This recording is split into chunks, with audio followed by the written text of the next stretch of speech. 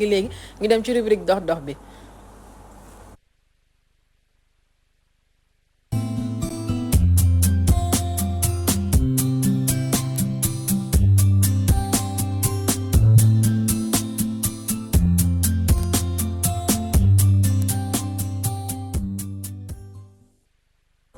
ayca mu ngi noonu Pathé Mbengue dañ lay bàyyi rek yow itam ñu daal di soobu ci waxtaan bi alors déjà dañ lay jaajëfalaat di la nuyuwaat bu baax a baax. di wax ne que la fois passée dañu ñëwoon andi thème boo xamee ne que c'était un peu complexe quand même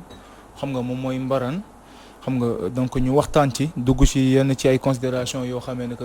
am nañ yaakaar ne bu fekkee ne que da nga nekk nit koo xamee ne ku ñu yar nga ku am valeur donc bëri na ci yoo xamee ne que waroo ci dugg te mbaraan ci la bokk quoi. ba Mbaye Babacar mu wax ñu benn kàddu boo xam ne dama koo jàpp nga ne da nga ne ma xaaj Pathé est-ce que xam nga ne ak góor as góor du mën a mbaraan xam nga lu tax buñ la mayee fukki yoon buñ la ñaanee benn boo goree doo mën a bañ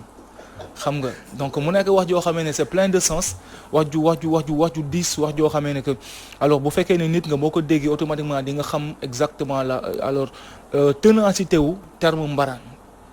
xam nga souvent dañ koy waxtaanee ba dafay mujjee banal ci ñenn ñi dafay mujjee nekk mbir boo xamee ne que on prend pas trop conscience ci li nga xamee moom mooy li mu mën a andi comme impact ci sa dundin quoi coppite bi mën a am sopparñi bi mu mën a sopparñi sa ay habitudes yu baax yi nga xamoon ni parce que donc suñu ñëwee donc direct ci vif au sujet bi alors ce que je disais li ma doon wax moom mooy au-delà de soxna yi ak période bi ñu toll muy waajtaayu tabaski xam nga am na yenn ci ay góor yàlla yoo xamee ne que bon dama leen suddee sax góor yàlla mais ay góor ñoo xamee ne que maanaam loolu bokk na ci acte yoo xamee ne que jamono jii nii maanaam dañ ciy yëngul lool. xam nga mu nekk mbir boo xamee ne bu ñaaw la parce que donc li ñu tàmm di gis au temps mooy góor moom moo daan nekk di décarcassé wu di yëngu xam nga pour mën a téye ay soxna pour mën a am loo xamee ne moom maanaam ci koom. moom la leen loolu moo mën a attirer soxna yi waaye nag jamono ji dañoo seetlu benn mbir moom mooy bëri na ci ay xale yu góor yoo xamee ne que seen objectif principal c'est au-delà du fait que ñuy nekk di liggéey pour mën a am soxna yi mais maanaam jaay seen bopp seen corpulence xam nga jéem a défenseur xam nga souvent da ngay nekk ci koñ nga seetlu ne que am na benn wala ñaar ci ay grand yu ngay gis xam nga yoo xamee ne que maanaam seen mënoo xëy suba ba gis leen ñu takk dara. mënuñu la wax ne lii la ñuy liggéey fu jees ñer baaxee ñoo koy sol ci koñ bi fu jiin bu rafet baaxee ñoo koy sol te fu ñu doxee nga xam ne ñii nii yàlla defaral na leen xéwal daal maanaam ils sont bien portants bien bâtis très bien Alaaji Mbay xam nga te mënoo wax te mënoo toog ba dégg ñu ne diw lii lay liggéey xam nga donc on n'accuse pas hein, mais ça c'est des actes yoo xamee ne que c'est suspect par rapport ak li ñuy waxtaane pour dire que genre acte yu demee noonu bu fekkee ne que yow yaa ngi koy gis en tant que ndaw il n'est pas toujours conseillé que ngay bàyyi xel genre nit ñu demee noonu nit ku nga xamee ne que xamuloo mosoo dégg ñu toog ñu wax ne que alors mu ngi liggéey telle chose wala boo ko fii lay kii ak yu demee noonu boo ko si abordé yu demee noonu sa it te dire maay sama business te doo ko gis ci benn business. du jënd du jaay du puus du paas. ndaw lu toog ne tugg di togglu te doo tonu. ndaw lu ne tugg. waaw toog. waaw di togglu te doo tonu. tuxu mbaa torox. réeral nga xarit ba mu réer xam nga donc déjà ma poursuivre pour wax ne que déjà présent ji nga dafa am ay soxna yu nga xamee ne que yàlla dafa leen nattoo elles sont fragiles et c'est des gens yu nga xamee ne que pour nga convaincre leen dafay yomb quoi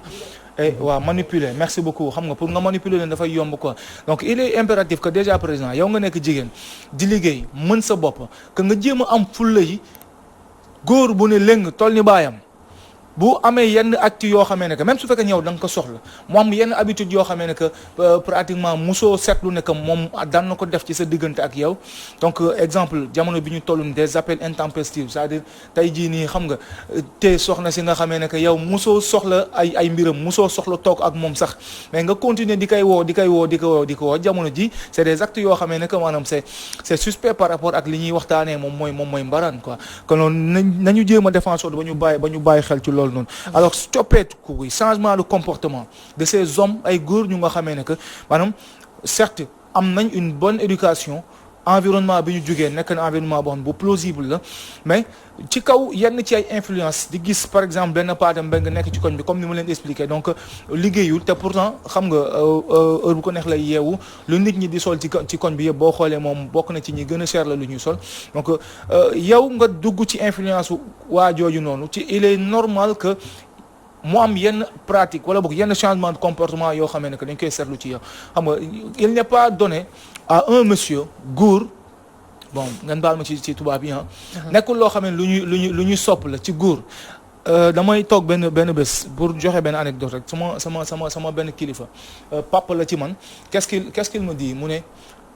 dama toog une semaine boo xamee ne que génnuma sama kër parce que j'étais dama sonnoon dama feebaroon dama sonnoon ba jaare ci feebar mu toog 2 jours 3 jours di ñëw ci kër gi di ma fekk mu ne ma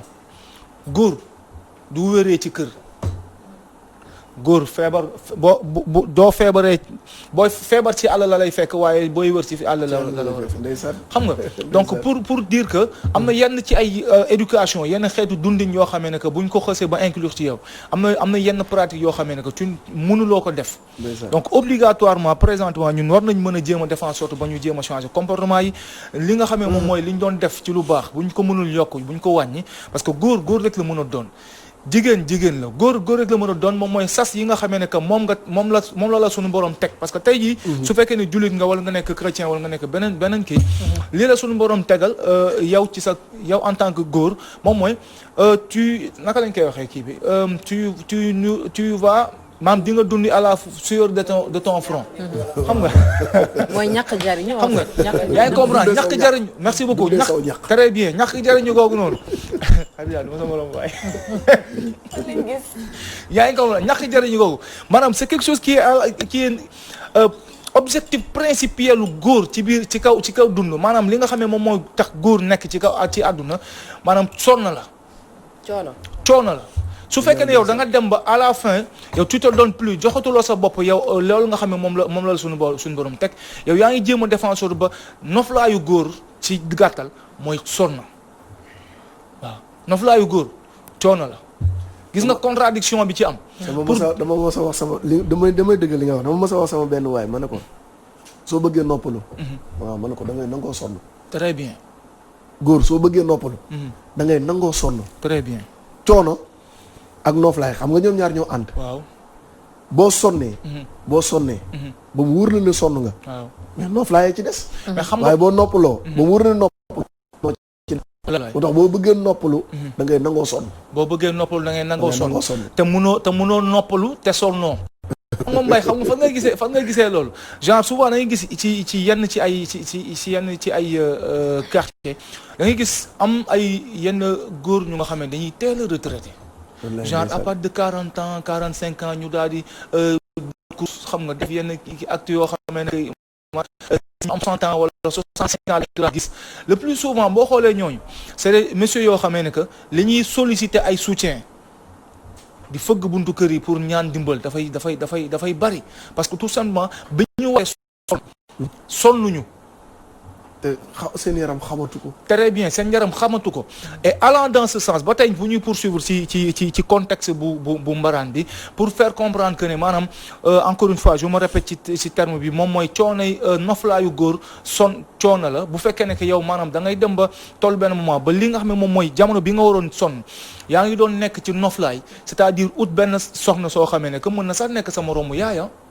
mën na sax nekk sa moroomu yaay nekk ci wet gi di la financer. ndekki añ ak reer yow noo mel mooma da ngay dem ba si li ma doon wax ci soxna yi la fois mooy maanaam tu es dépendant de cette personne. genre kooku noonu dafay am influence boo xamee daf koy def ci yow sa xeetu dundin dépendra d'elle-même li ngay dundee moom ci moom lay dépendre pas financièrement mais dafay imposer ay changements de comportement ci yow et am na si net ñu nga xam ne dañuy dem ba maanaam dootuñu mën a nekk ak seen waa kër. parce que dëgg gi nga xamee ne que moom nga fay nekk benn soxna su nekk faat que comprendre li ngay dundee.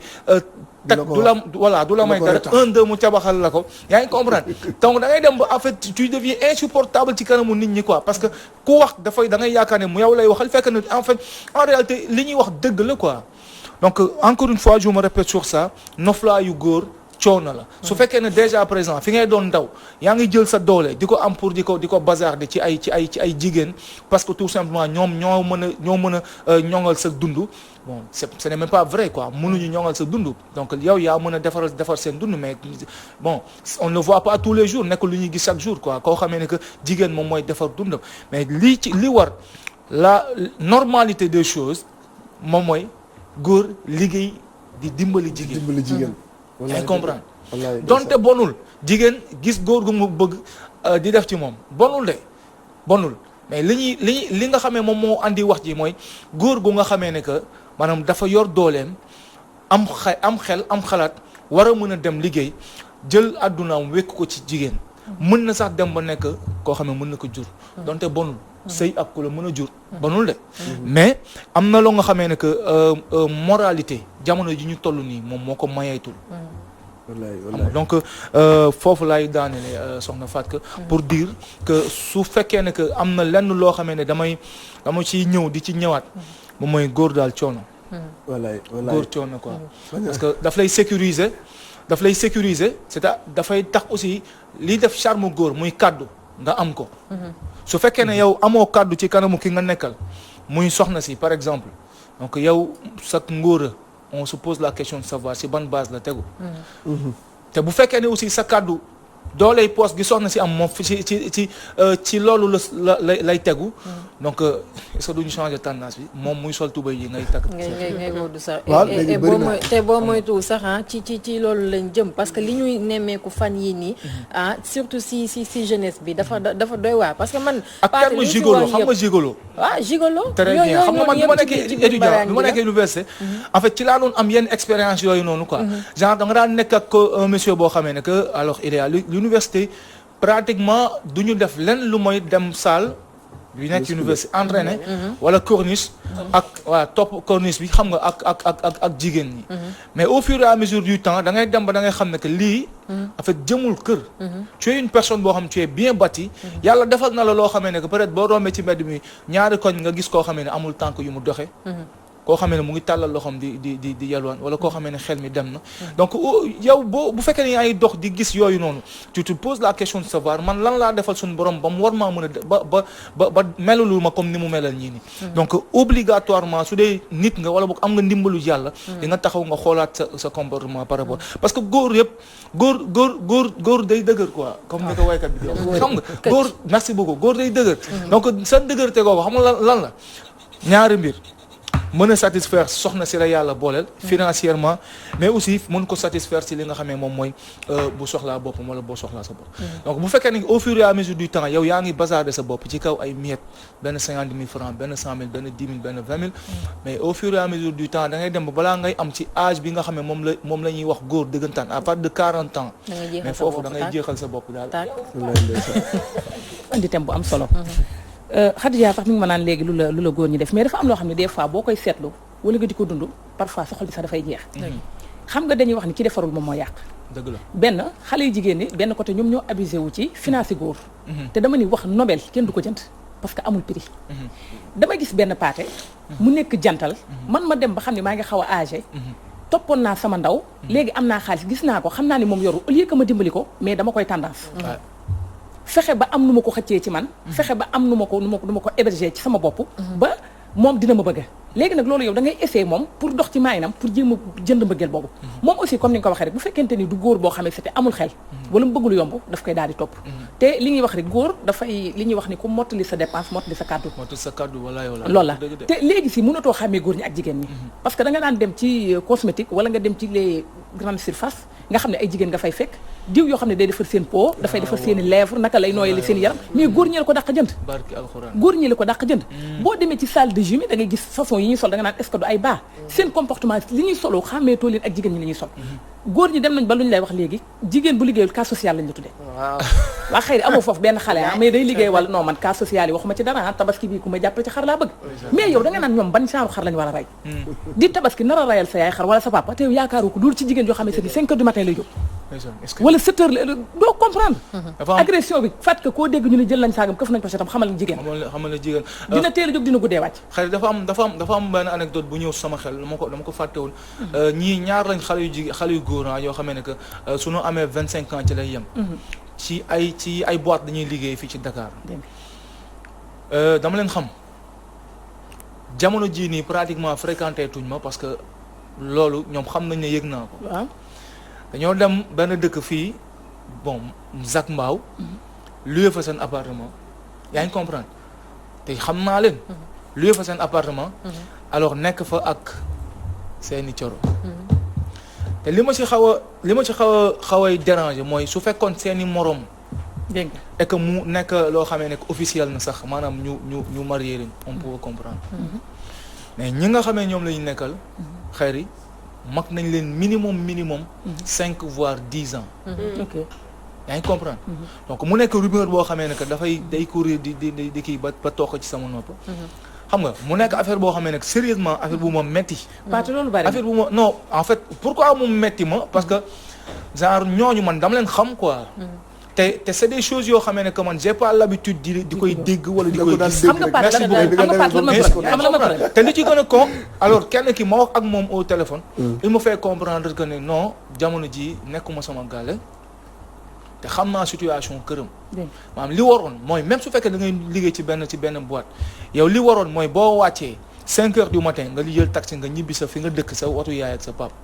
yaa ngi comprendre li ngay am as tuut bu fekkoon 50 000 francs 100 000 francs mais nga jël ko nga bokk ak ñoom. mais boo demee ba am image wu idée wu jël du louer appartement ça veut dire qu'il y a une autre chose dans ta tête. waa léegi yow Paate appartement boobu noonu dafa nekk location ci kaw location. jigéen ñi ñooy louer appartement bi pour louer waat xale yu góor yi defante ak ñoom benn contrat boo xam ne c'est ay semaine lay durer ci nga am benn problème bu 250 000 300 000 mën naa la koo fajal waaye ci kaw nañu dem fenn ñu louer fa maag yow ñu nekk nga may satisfaire dinañ la jox ginaar nga lekk ba suur di nga naan jus di nga nekk moom yow xale waaye ku femme bi ci bopp yow moom ngay satisfaire. très bien moom nag mën naa tàggu ni moo ngi dem séminaire wala dafay voyager wala dafa am loo xam ne moom léegi jënd parce que femme d'affaires lay doon ñoom bu ñu jógee fii dem louer ji yow dañ lay xool nga neex la ñu louer waale la louer waale waaw yow ku góor ki dañ lay louer très bien louer appartement bi parce que tabaski bi jóg si na frais yi bari na war ngaa jënd sa yaay xar en tant que góor te liggéeyoo lu ci bëri ñoom dañuy marié femme mariée lay laay laa ñu ci bari femme mariée góor ñi bari na ñoo xamante ne dañu mat gis nga xale yu góor yi ci bari ni am ay 25 ans amaguñu 30 ans takk jabar xale jigéen topp leen ban takk leen te amuñu liggéey ñu ci bari ci femme yooyu la ñuy jëlee ñoo leen andi dëgg la nee naa leen ba terme coaché sama life amee ba tey ci nga gis yenn jafe-jafe coach sama life sama life dama koy coaché doo dégg xale yi loolu la ñuy wax sama life man dama koy coaché ba génn ci terme boobu bañ ko commencé employé boole life ak coach ca la ñàkk yi ba koy coaché da ngay débrouiller Cheikh Tidiane Gomis coach boo dee moo leen di coaché sax ne moom ndax lay booy loolu la ñuy wax sama life dama koy coaché ba génn ci royukaay lañ amatul booy yu ci bëri loolu lañ gisee léegi américains yi li ñuy gis ci clip yi loolu la ñuy bëgg di dund am naa ay frère xam naa li ñuy bëgg di dund mais tout le temps da ngay topp seen ginnaaw di wax pour que ñu mën a ramener waat seen conscience mën a xam ni noonu lu ñuy dund ak ñun lu ñuy dund suñu réalité yi bokkul mais loolu laa lay wax booy loolu lañ koy waxee damay coaché sama life donc lu ñu mën a débrouiller pour ñoom lu ñu mën a amee xaalis bi baax na mais dina baax mu am ay mag yoo xam ne tout le temps daf leen di ramener waat xelal leen ñu ci bëri amuñu royukaay te la ñu nekk leen dul xam ñu toog di wax ak ñoom comme ku mel ni Paate mi ni mu mel ni mu def nii baax na parce que dafay redresser génération ni mu tolloon mais nag xayri Paate c'est vrai li nga wax nii Paate li mu def baax na wax na mais tey jii dafa am ñoo xam dañoo dëkkis de ñu ngi toog di seetaan Paate nekk ci yooyu mais xoolal ñu ngi koy saaga nii seen yoon nekku ci parce que xas nañ ba nekk ci di soo xamul lu muy wax c'est ça parce que tey jii man dafa am benn terme boo xamante ne dama koy bañ souvent ñu koy wax comme ni Khadija wax léegi genre amuñu repère gis nga Khadija repère yi ñu ngi fii ci dëkk bi fii nii dañ koo xool dañoo nekk ci li leen neex am na ñoo xamante nii ay parents yu baax la ñu am seeni waajur ñu ngi topp ci seen nopp guddee bëccëg suba ngoon di leen digal ñuy def lu baax di wax lu baax mais ñoom ñoo bon seen bonu bopp loolu dafay nekk ci nit donc duma d'accord souvent ñuy wax ko amuñu repère wala ñuy jël faute bi di ko teg ci ñi nga xamante ñooy parents yi ñu ngi def lu ñu mën mais nit ñi ñun jeunes yi ci boppam laay wax ak ñi ma ko sañ a wax ñun ñoo jël yoon tu as tellement raison de dire que tu as tellement raison de dire que amuñu repère nañ ko dindi ci suñu discours ci suñu discours nañ ko ci dindi maanaam xam nga ba yow loo ñàkk repère yow fàtt xanaa chaque jeudi boo jàkkaarloog Mbaye Babacar ma jox lay repère gis nga fi mu toll nii nag gis nga dañuy wax Olof Ndiaye dafay wax ni bopp bu am barke. nopp yi sax a cee dégg. très bien. gis nga saa boo yëkkatee sa micro di wax rek jàppal ni changé nga nit. très bien. waaw wala am na ku nekkoon ci yoon wala am na lu ma xalaatoon. génne nga ñu ko bari kay. waaw man moo tax gis nga waxukaay bu ñu leen di sonn mu. wax dëgg yàlla am naa ci Fatou, ni ngay def nii dafa am solo. ay kii yu bari. ñooñu dee leen woo leen redressé. di defal ñoom ay jeudi passé wax nañ ci tey aussi wax nañ ci on espère que ñi ko war a dégg nañ ko et on espère aussi que dinañ xaw a nga wàññi tuuti quoi ñu changer parce que tamit loolu baaxul ci góor baaxul ci jigéen rafetlu wuñu ko dara Pathé jaajëfal nañ la bu baax ñu daal di la bàyyi nga tàggoo rapidement. déjà merci beaucoup maa ngi lay jaajëfal bu baax a baax di jaajëfal ni ñu bokkaloon plateau bi merci beaucoup intervention yi am na solo trop. en fait encouragé na li ñuy def. xëy ni mu ko waxee la rek genre objectif bi du pour dénigrer du pour tilimal du pour ñaawal dara mais pour fàttali suñu bopp mais aussi fàttali ñi nga xam ne ñoom la ñu yàlla booleel. donc di nuyu sama yaay présentement mu ñuy bàyyi xel donc Seyni Mbaye le secrétaire général donc bu mairie bu Rufisque sama père la daf ma woo dem téléphone xam nga pour encourager ma ci kaw yenn ci ay revue de presse ak jàppal bàyyil donc maa ngi lay nuyu bu baax a baax. alors merci beaucoup à tous qui étaient en train de suivre. d'accord merci beaucoup Pathé on te donne rendez-vous semaine prochaine inchallah di nuyu bu baax sama bàjjen Yacine Ka depuis France ak aussi maman Dieynaba Fall sama yaay joogi di ko jaajëfal ñaanal ko mu yàgg fi lool te weer ñu daal di ñëw léegi-léegi ñu daal di dem ci rubrique trucs et astuces.